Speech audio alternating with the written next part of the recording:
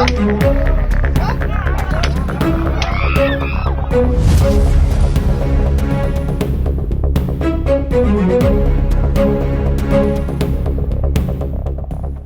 Video को गौर से देखिए। ये तस्वीरें तालिबान और पाकिस्तान की नहीं बल्कि पश्चिम बंगाल की कूच बिहार की हैं। कैसे ममता दीदी के राज में कानून का इकबाल खत्म हो गया है। दरिंदों की हिम्मत तो देखिए। कैसे दिन दहाड़े भारी भीड़ के बीच एक महिला और पुरुष को बेरहमी से पीट रहे हैं। ये वीडियो ममता सरकार की कार्यप्रणाली पर कई सारे सवाल खड़े करती है।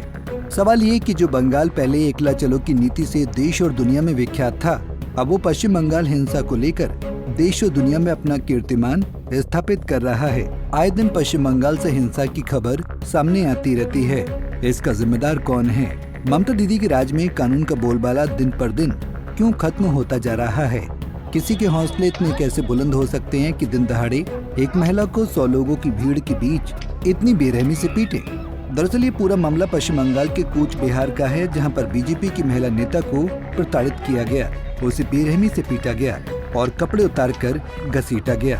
बीजेपी ने आरोप लगाया है कि तृणमूल कांग्रेस के समर्थकों ने उनकी पार्टी के अल्पसंख्यक मोर्चा की महिला नेता के साथ बदसलूकी और मारपीट की। इस समय पीड़ित महिला अस्पताल में भर्ती है। इस घटना के बाद एक बार फिर से पश्चिम बंगाल की सियासत सुलग उठी है। बीजेपी और टीएमसी आमने सामने हैं। दोनों पार्टियों ने एक दूसरे पर आरोप लगाने शुरू कर दिए हैं। बीजेपी ने बंगाल में तालिबान और पाकिस्तान शासन जैसे आरोप लगाए हैं।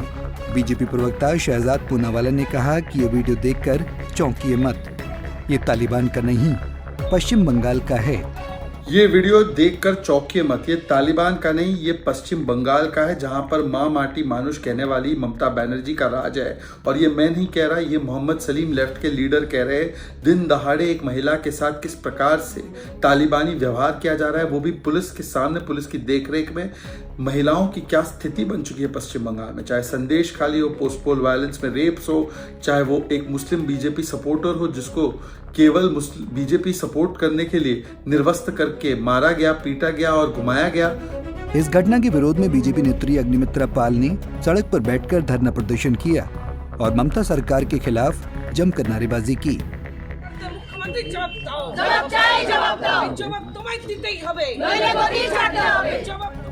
धरना प्रदर्शन के बाद बीजेपी नेत्री अग्निमित्रा पॉल ने कहा कि एक महिला को निर्वस्त्र कर पूरे गांव में घुमाया गया है।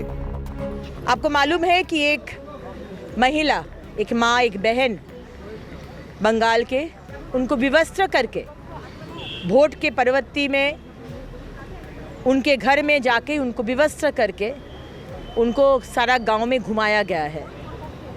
आज वो शॉक में है, ट्रॉमा में है।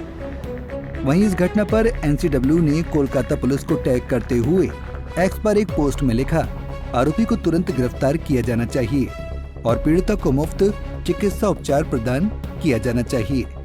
कूच बिहार में महिला के साथ अभद्रता पर बीजेपी नेता सुकांत मजूमदार ने कहा कि एक नंगी मां पश्चिम बंगाल में लेटी हुई है। ऐसा लग रहा भारत का संविधान नंगा होकर लेटा हुआ है। तो मुझे लग रहा है जो फोटो आज घूम रहा है कि एक नंगी मां पश्चिम बंगाल में लेटी हुई है, ऐसी लग रही कि भारत के संविधान नंगा होकर लेटा हुआ है। पश्चिम बंगाल में लोकसभा चुनाव के बाद हो रही राजनीतिक हिंसा का जायजा लेने के लिए भाजपा अध्यक्ष जेपी नड्डा ने 4 नेताओं की समिति का गठन किया था। भाजपा के 4 नेताओं की इस समिति ने पश्चिम बंगाल का दौरा करने के बाद एक रिपोर्ट तैयार की। अपनी रिपोर्ट में राज्य के मुख्यमंत्री पर कई बड़े आरोप लगाए गए।